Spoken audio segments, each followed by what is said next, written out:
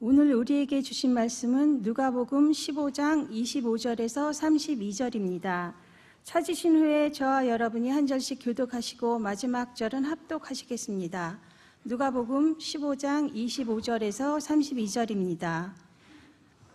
마다들은 밭에 있다가 돌아와 집에 가까이 왔을 때에 풍악과 춤추는 소리를 듣고 한 종을 불러 이 무슨 일인가 물은데 대답하되 당신의 동생이 돌아왔음에 당신의 아버지가 건강한 그를 다시 맞아들이게 됨으로 인하여 살찐 송아지를 잡았나이다 하니 그가 노하여 들어가고자 하지 아니하거늘 아버지가 나와서 권한대 아버지께 대답하여 이르되 내가 여러 해 아버지를 섬겨 명을 어김이 없거늘 내게는 염소 새끼라도 주어 나와 내 벗으로 즐기게 하신 일이 없더니 아버지의 살림을 창녀들과 함께 삼켜버린 이 아들이 돌아오매 이를 위하여 살찐 송아지를 잡으셨나이다.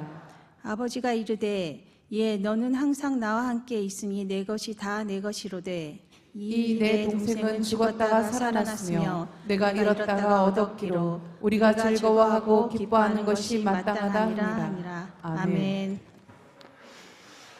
너의 하나님 여호와가 너의 가운데 계시니 그는 구원을 베푸실 전능자시라.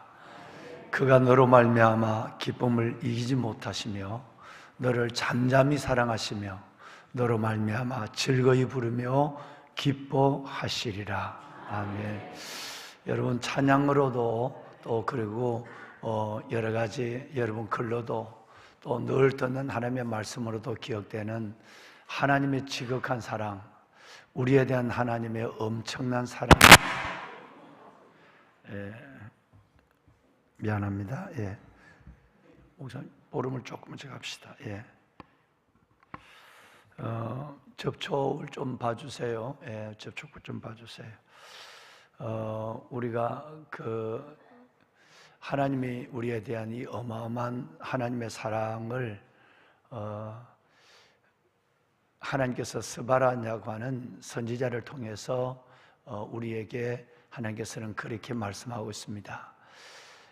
죄된 우리, 허물진 우리가 얼마나 많은 하나님의 사랑 가운데 놓여 있는지 그 사랑을 하나님 우리가 감당치 못하고 이기지 못하고 갚을 수 없는 사랑으로 오늘 저와 여러분의 삶을 영혼을 붙잡고 있고 이 사랑의 강권이 우리가 아무리 큰 죄를 지어도 하나님 앞에 다시 나와서 하나님을 아빠 아버지라 부르고 그 품에 안길 수 있는 근거가 된다라고 하나님께서는 말씀하고 있죠. 오늘 이 사랑이 여러분 가운데 강권하심을 믿으시기를 바랍니다. 이 사랑 안에 있는 순간 우리는 이 사랑이 세상의 어떤 두려움과 염려나 또 세상이 우리에게 위협하는 수많은 도전으로부터 우리를 당당히 맞서게 하고 이겨낼 수 있는 용기를 주는 것, 그리고 이겨낼 수 있는 진정한 힘이 되는 것이 바로 하늘 아버지의 이 사랑인 줄로 믿습니다. 보배로운 여러분, 이 예로부터 탕자의 비유라고 하는 이 이야기는 두 가지의 초점이 맞춰져 있습니다. 하나는 집을 나갔다가 회개를 하고 돌아온 이 둘째 아들에 대한 이야기와 두 번째는 그 아들을 맞이해서 야단을 치고 내쫓는 것이 아니라 hir문하는 것이 아니라 그 아들을 위해서 잔치를 베푸시는 아버지의 사랑, 집을 나간 아들과 회개하고 돌아온 이 아들을 맞이하는 아버지의 사랑에만 예로부터 이야기는 초점이 맞춰져 있습니다. 성경에 기록된 분량도 또 다른 면이 있는데 그것은 애써 설명하기보다는 오직 이 두 사람에만 초점을 맞춰서 성경을 이해하고 그리고 하나님의 음성을 들으려고 하는 것이죠. 그런데 말씀을 드린 대로 성경을 읽고 자세히 읽어보면 아버지가 하나님이 움직이시는 방향과 하나님 되신 아버지가 말씀하시는 것과 또 거기에 반응하는 또 한 사람이 등장하고 있는데 그것은 바로 맏아들입니다. 큰 아들이에요. 큰 아들의 얘기도 우리는 이 성경이 우리에게 주는 교훈에서 결코 빠뜨릴 수 없는 한 사람이라는 것을 금방 깨닫게 되는 것이죠. 보배로운 여러분, 이 큰 아들은 바로 회당 안에서 남다른 성실함과 그리고 헌신으로 살아가고 있는 바로 바리새인과 2절과에 속한 바리새인과 서기관, 열심히 믿고 하나님 말씀을 사랑하고 또 열심히 충성하는 여러분 교회 안에 있는 회당 안에 있는 여러분 성실한 우리들에 의한 이야기일 수도 충분히 있다는 사실에 우리는 애써 이것을 외면하겠죠. 나는 그런 과는 아니야. 나는 그런 과는 아니고 그런 과가 따로 있어 라고 생각하는 것조차가 벌써 아마 우리는 우리 안에 회개하지 아니하는 또 고칠 수 없는 뭐를 가지고 살아간다고 하는 이 사실을 부인할 수 없게 만드는 것입니다. 여러분 지난번에 한번 보셨던 작년 7월 달에 보셨던 2022년 7월 달에 보셨던 영화 아마데우스, 피터 세퍼의 희곡 아마데우스의 영화를 보면 꼭 이 영화는 반드시 여러분 보셔야 될 영화입니다. 이 영화는 피터 세퍼가 이 누가복음 15장에 있는 여러분 이 사건에 염두를 두고 그리고 실질적으로 교회 안에서 회당 안에서 하나님 안에서 그런 사람이 역사적으로 현실적으로 없을까 찾다가 찾은 인물이 바로 실질적으로 존재했던 볼프강 여러분 아마데우스 모차르트라고 하는 이름이 좀 길죠. 그 아마데우스 모차르트의 이야기에서 나오는 바로 살리엘이라고 하는 너무나도 착하고 너무나도 괜찮은 그리고 나이도 많고 모차르트보다 그래서 이 살리에르와 이 방탕한 모차르트 그런데 자기는 하나님 앞에 소원을 두고 아버지 앞에 이렇게 착하고 열심히 잘 살아오고 이따가 제가 말씀을 드리겠습니다만은 이렇게 살아가고 있는데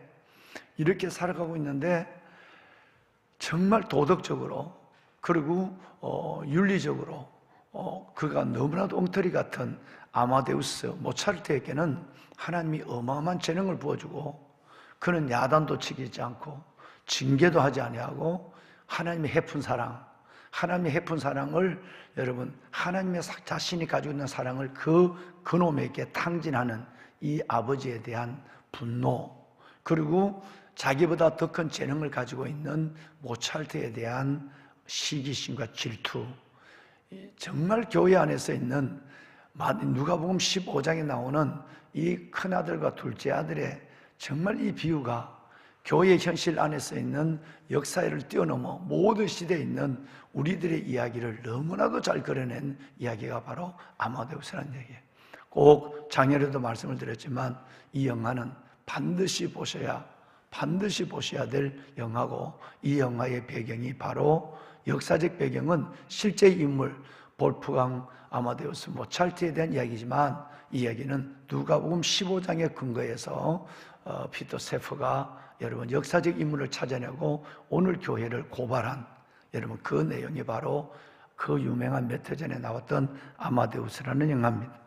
이따 여러분 그 영화를 한번 보시겠습니다만은 이 영화에 보면 너무너무 괜찮은 형이 나옵니다. 괜찮고 점잖고 착한 형 살리엘이라고 하는 형이 등장하게 되죠.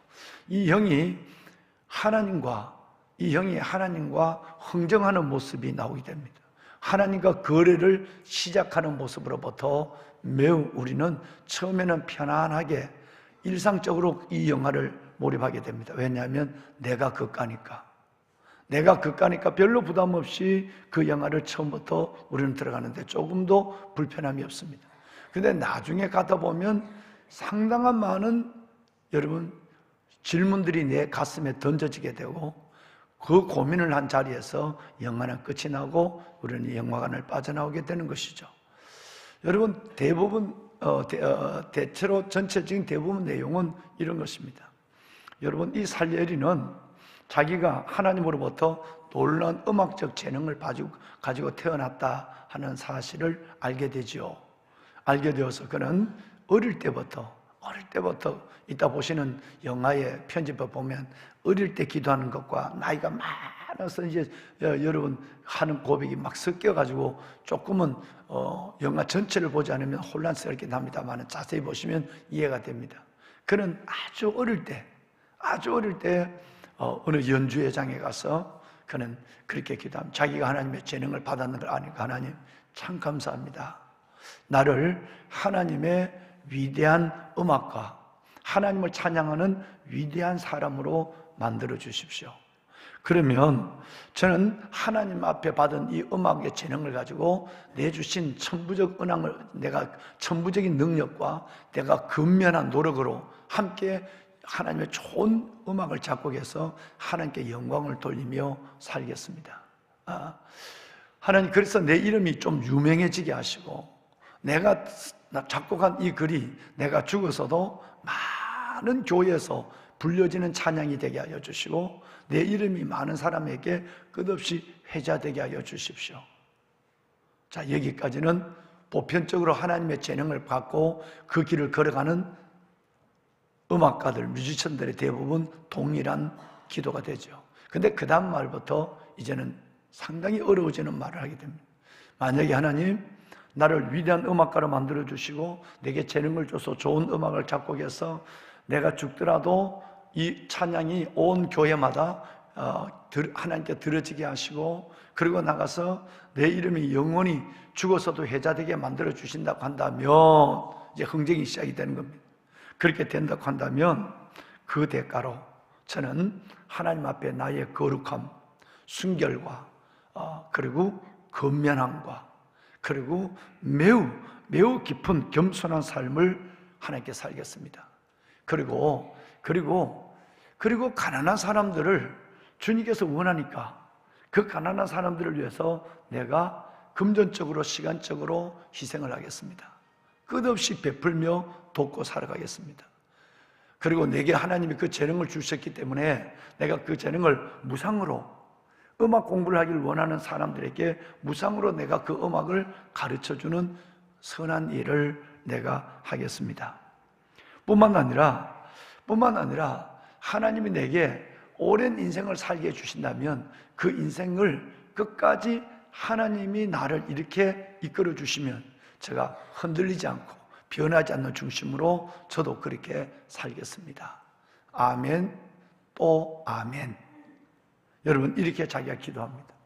뭔가 여러분 여기서부터 우리는 조금 우리가 그렇게 살아가지만 조금은 뭔가 방향이 달라지는 것을 느끼게 됩니다. 이제 은혜자라면 말이죠. 만약에 내가 자기 의를 가지고 있는 율법주의자, 여러분 그런 자기 의를 가지고 있는 율법주의자는 몰라도 하나님의 은혜와 사랑, 내게 베푸신 하나님의 은혜와 내가 주님을 사랑하는 사랑에서 움직여야 된다고 그렇게 못 살아도 그걸 은혜와 사랑, 하나님이 내게 베푸신 은혜와 내가 주님을 사랑하는 사랑 안에서 내가 오늘 이렇게 주님을 위해서 예배하고 주님을 위해서 봉사하고 헌신하는 이 삶을 살아야 한다는 걸 깨닫는 정도라도 이제 여기서부터 뭔가 하나님과 코드가 맞지 않다는 걸 깨닫게 되는 것이죠. 실질적으로 살려리는 이 하나님과의 거래, 하나님과의 여러분 이 흥정을 지키기 위해서 진짜 성실하게 살아요. 여자에게 한눈도 팔지 않고요. 그리고 이 살려리는 자기가 시간을 내어서 왕실에 있으면서도 여러분 그 귀한 자리에 있으면서도 그는 가난한 사람들에게 무료로 음악을 가르쳐 줍니다. 그리고 그는 많은 사람들을 여러분 그는 자신의 돈으로 섬기는 삶을 여지없이 살아갑니다. 실질적으로 그가 그런 삶을 살아갈 때에 그의 인생은 잘 풀립니다. 음악이 잘 풀리는 순간에, 인생의 미래가 풀리는 순간에 마음속에는 하나님과 거래가 잘 되고 있다고 생각하는 거예요. 하나님 이렇게 나를 축복해 주시면 나도 하나님 앞에 이렇게 보답을 하겠습니다 라고 하는 이 거래가 보편적으로 우리가 생각하는 내가 이렇게 새벽을 깨우고 기도하고 내가 이렇게 봉사하고 열심히 하면 하나님이 우리 자식과 내 인생을 잘 도와주셔야 합니다 라고 하는 여러분 이상한 하나님과의 흥정과 거래가 잘 되는 것 같을 때는 아무 이상이 없었어요. 근데 문제가 생겼어요. 문제가 생겼어요.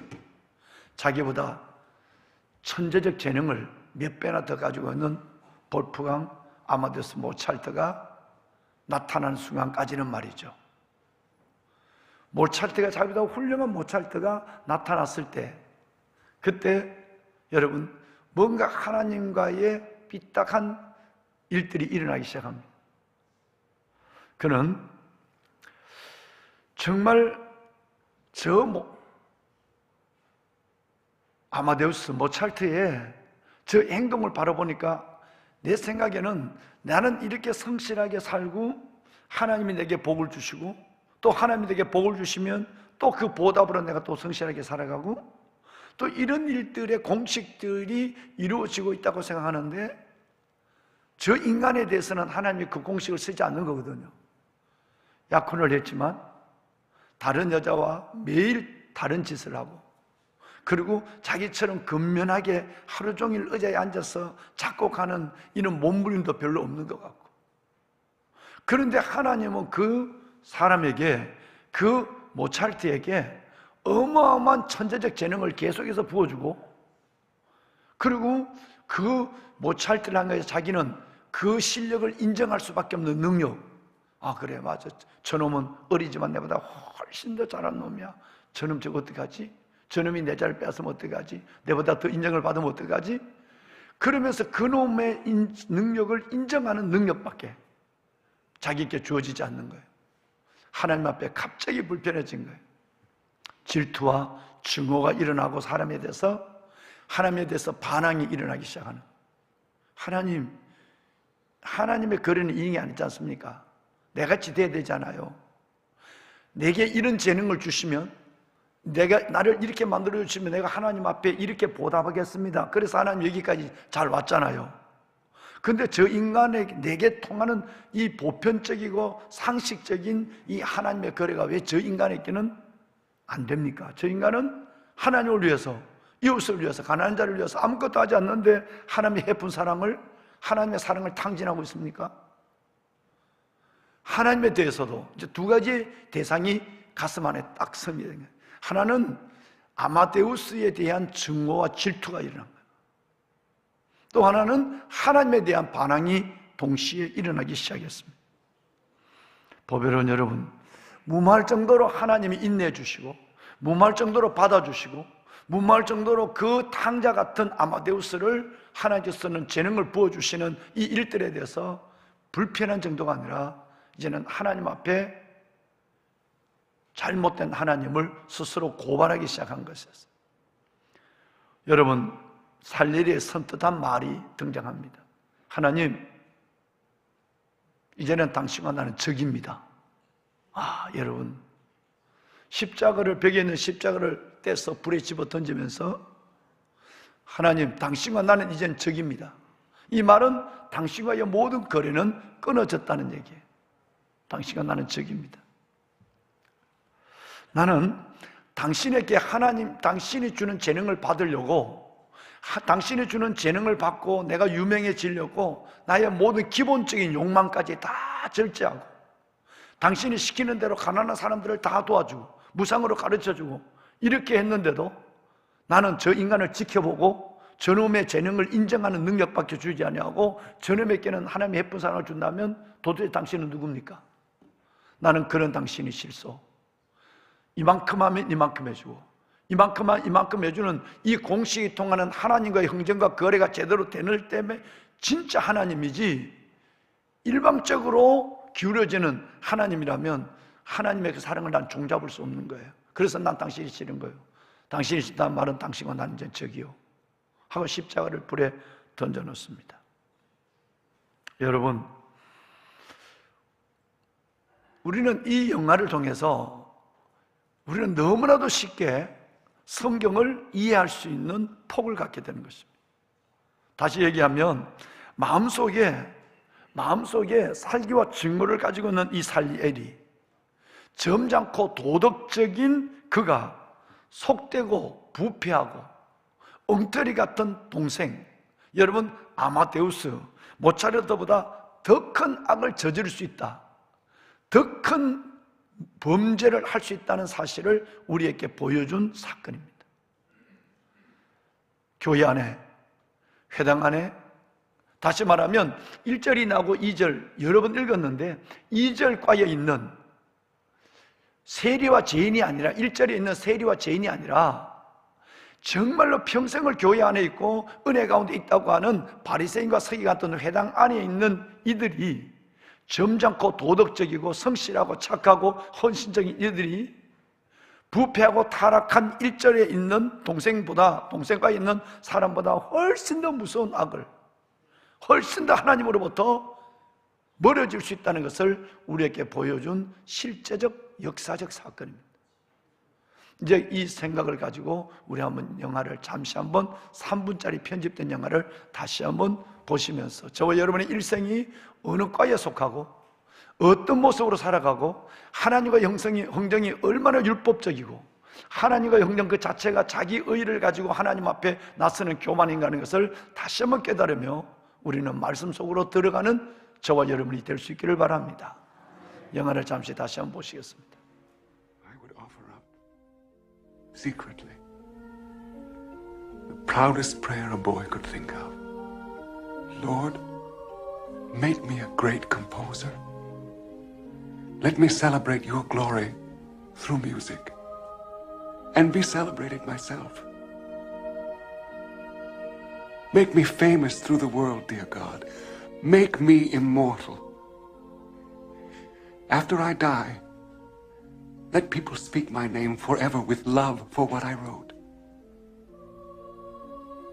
In return, I will give you my chastity,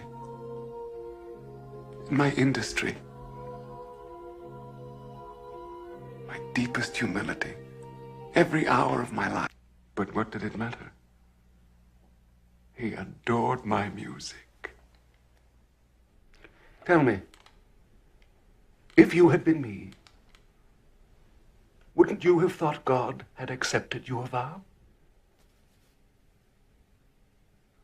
And believe me, I honored it. I was a model of virtue. I kept my hands off women. I worked hours every day teaching students, many of them for free, sitting on endless committees to help poor musicians. Work and work and work. That was all my life. And it was wonderful. Everybody liked me. I liked myself. Until he came. On, we are enemies. You and I. Because you choose for your instrument a boastful, lustful, smutty, infantile boy, and give me for reward only the ability to recognize the incarnation. Because you are unjust, unfair, unkind. I will block you. I swear it. I will hinder and harm your creature on earth as far as I am able.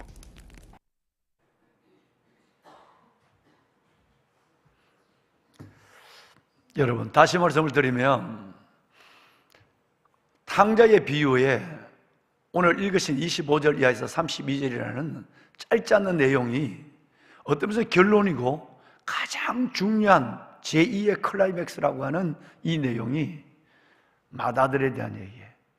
우리들에 대한 얘기예요. 성실한 자의 얘기고 착한 자의 얘기고 잘 믿는 자의 얘기고 봉사 잘하고 예배 잘 드리고 헌신하는 우리들의 얘기예요. 처음 말씀을 드렸지만 앞으로도 여러 번 이 말씀을 함께 나누게 될 텐데요.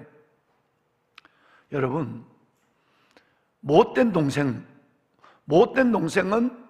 회개하고 잔치에 들어왔지만 결론적으로는 착한 형은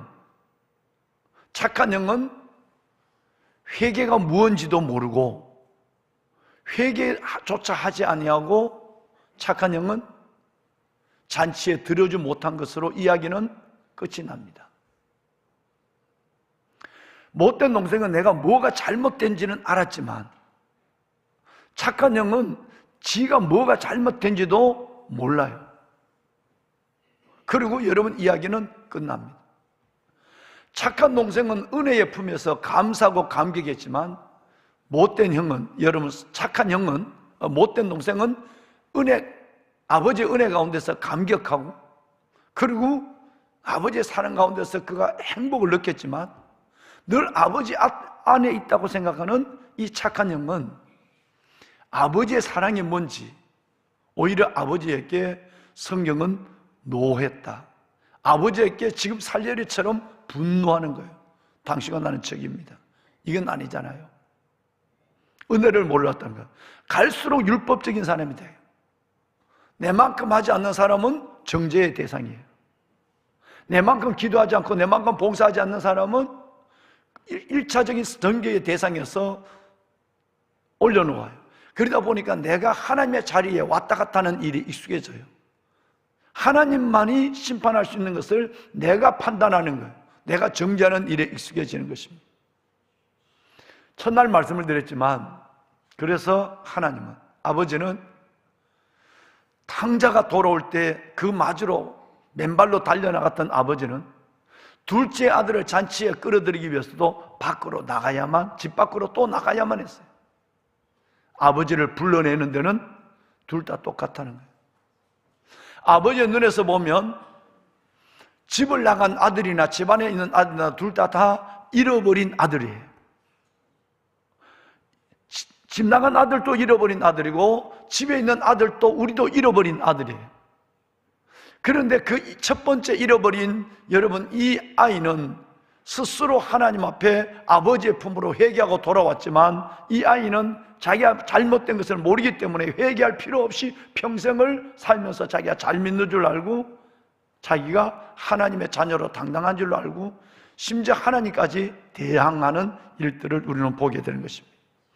그래서 제가 좀 전에 말씀을 드린 것처럼 착한 이 아들이, 살레리가, 점잖고 도덕적인 이 아들이 방탕하고 악한, 여러분, 동생과에 속한 모차르트보다 훨씬 더 무서운 악을 범할 수 있는, 훨씬 더 악해질 수 있다는 사실을 우리는 모르고 살아갈 때가 있지는 않는지를 생각해 봐야 되는 것입니다.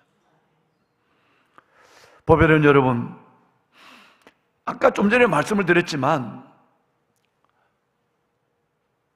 이 못된 아들보다 이 착한 아들이 하나님으로부터 훨씬 더 멀어져 있다는 이 사실을 오늘 우리는 탕자의 비유를 통해서 다시 한번 우리에게 보여주면서 하나님이 우리에게 주시고 싶은 말씀이 뭐냐면, 오늘 이 살레리가, 즉 다시 말하면 집 안에 있는 맏아들이 하나님으로부터 그가 나오지 못하게 한 이유가 뭔가를 생각하게 하겠다는 거예요.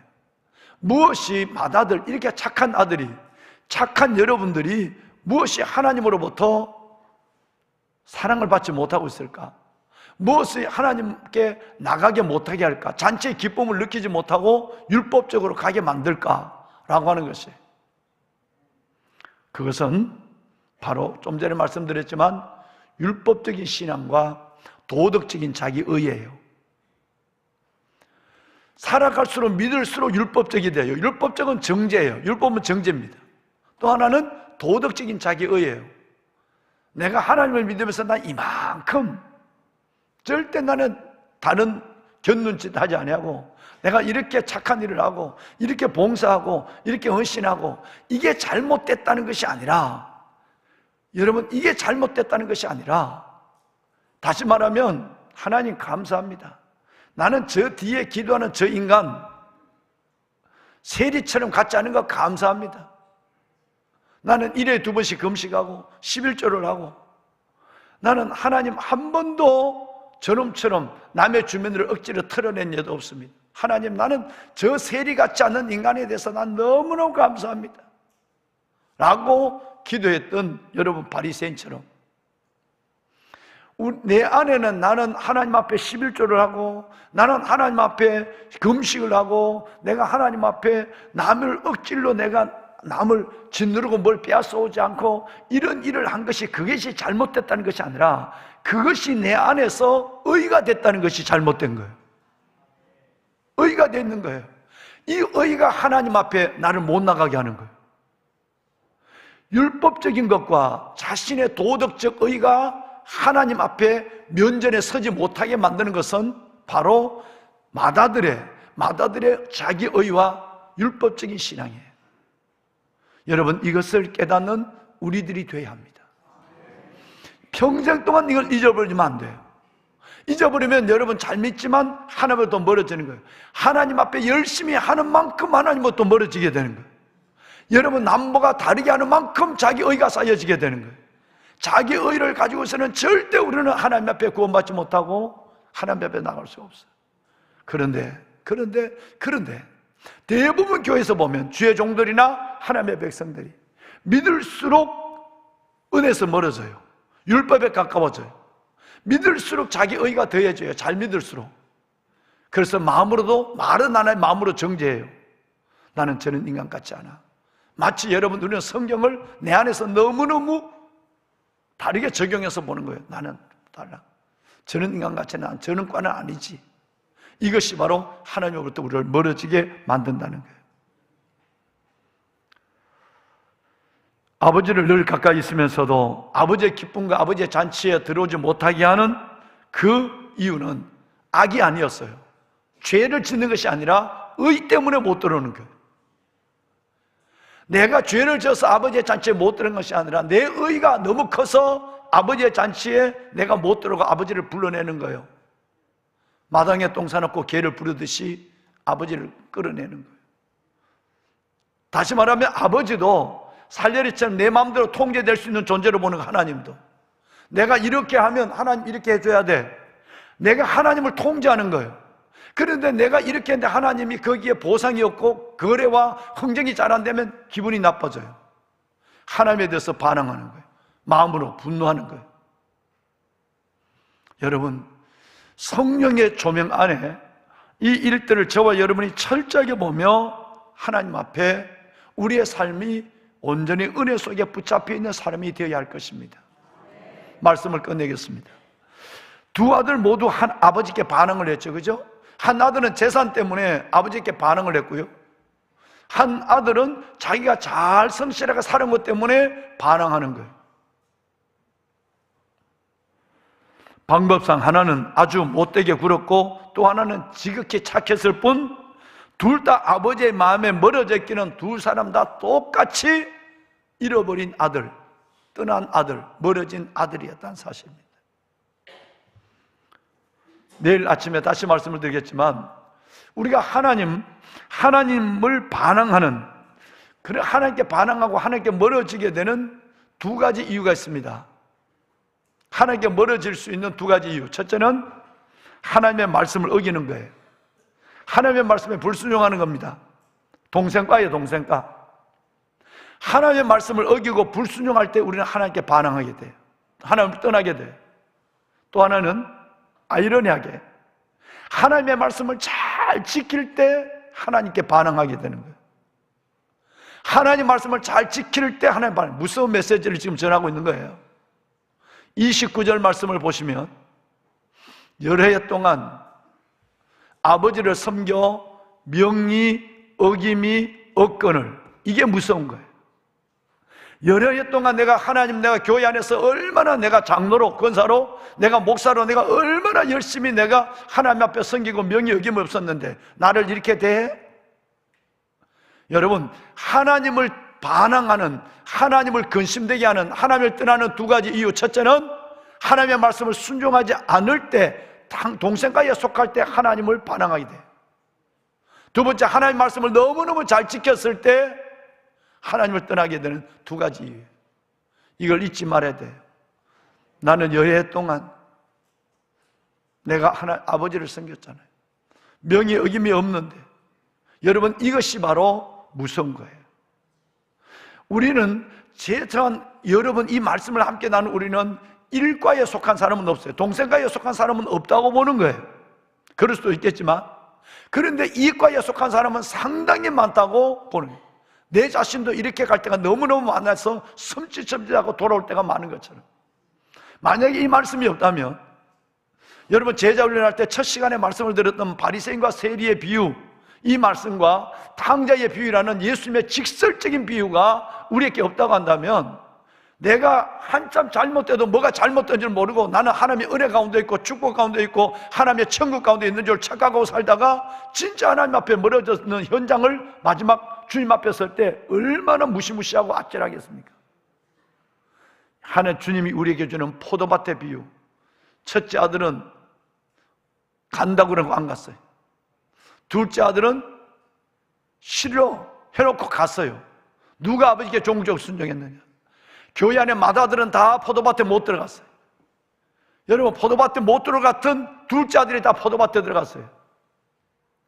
바리새인과 세리의 비유, 세리가 하나님 앞에 어려워졌어요. 11조를 하고 일에 두 번씩 금식하고 하나님 앞에 예배를 잘 때는 그 사람은 여러분 의롭다함을 받지를 못했어요. 탕자는 잔치에 들어왔어요. 맏아들은 잔치에 들어오지 않는 걸로 끝나요. 예수님의 진리를 관통하는 이 진리가 우리를 관통하지 않는다면 우리는 굉장히 어려워지는 거예요. 이 어마어마한 예수 그리스도의 진리가 여러분의 매일의 삶을 아름답고 착하고 열심히 믿고 충성하는 여러분들을 끝까지 아름답고 복된 은혜자로 세우는 놀라운 말씀들이 되기를 주의 이름으로 축원합니다. 손을 들겠습니다. 주님, 예수님이 십자가를 지시기 전에 그토록 많은 말씀을 주셨지만 나는 세리 앞에 있는 바리새인이 아니야. 포도밭에 들어간다고 그러고 안 들어간 절대 첫 맏아들이 아니야. 나는 탕자의 동생의 잔치에 들어가지 아니하고 밖에 서성거리고 욕하고 분노하고 아버지를 끌어내는 그런 존재는 아니야 라고 생각하고 있는 내 생각, 그 생각에 하나님 들어와 주시옵소서. 하나님 저를 만져주시고 끝까지 하나님 저가 두 가지에만 하나님이 내게 베푸신 은혜 때문에 주님을 사랑하고 충성하고 하나님 내가 주님 사랑하기 때문에 주님 앞에 헌신하는 이 두 가지 은혜와 사랑에 의해서만 움직이는 아들이 딸이 되게 하여 주시옵소서. 주여, 오늘 이 주님께서 주신 이 말씀이 내게 주신 주의 음성이 되어서 일생 동안 내가 율법적인 것이 아니라 은혜적인 사람이 되게 하시고 내가 자기 의에 갇히는 자가 아니라 예수의 의 안에 들어가는 자가 되게 하옵소서. 주님을 세 번 부르고 우리 함께 기도하는 새벽을 갖습니다. 주여, 주여, 주여. 살아계신 아버지 은혜와 사랑을 감사합니다. 아버지 은혜와 사랑을 하나님을 감사합니다. 하나님, 아버지의 말씀을 어기는 것, 그것이 하나님 앞에 범죄와 반항한 것을 알았습니다. 하나님의 말씀을 너무너무 잘 지키는 것, 이것 또한 내 의가 하나님 앞에 내 걸음을 멈춰 세우는 줄 또한 알았습니다. 하나님이여, 새벽을 깨우는 저희, 오 주여, 맏아들이 되지 않게 하여 주옵소서. 오 주여, 아버지 하나님, 누가복음 15장 2절에 있는 하나님의 그름가에 하나님의 사람 되지 아니하도록 주여 우리에게 하나님의 은혜를 더하여 주옵소서. 아빠 아버지 하나님, 주여 우리에게 하나님의 은혜를 더하소서. 아름답고 귀하고 신실한 주의 백성들 끝까지 아버지 앞에 서는 날까지 세월이 갈수록 믿음의 연조가 더할수록 율법적인 사람이 아니라 은혜자가 되게 하여 주옵시고, 하나님이여 자기의 의가 아니라 오직 예수 그리스도의 의만을 생각하며 나아가는 하나님의 백성들 되게 하소서. 예수 그리스도의 의, 하나님의 의, 그 의 앞에 하나님의 죄인됨을 고백하게 하시고 예수 그리스도의 의 앞에 하나님 날마다 회개에 익숙한 자가 되게 하여 주옵소서. 주의 사랑을 내 안에 회복하는 자가 되게 하여 주옵소서.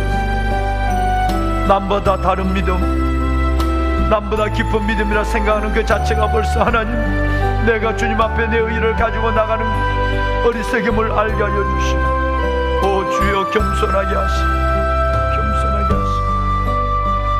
하나님이여 축복하여 주옵소서.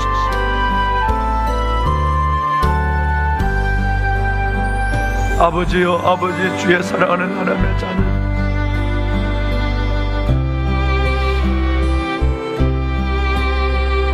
아버지의 은혜만, 아버지의 은혜만 하나님 도와주시옵소서. 하나님이여, 아버지 하나님, 그 은혜가 나를 살게 하는 그 은혜 주옵소서. 아버지, 백성들을 축복하시고 천국 어린 양의 혼인잔치, 그 어린 양의 혼인잔치에서 예수의 옷을 입고, 예수의 옷을 입고 당당히 들어가는 모두가 되게 하소서. 예수의 옷을 입고, 그리스도의 옷을 입고 당당히 하나님 앞에 주님이 나를 보실 때 나의 어떠함이 아닌 내 안에 있는 예수의 어떠함으로 나를 받으시고 있어. 예수의 보혈의 옷을 입고 주 앞에 나가는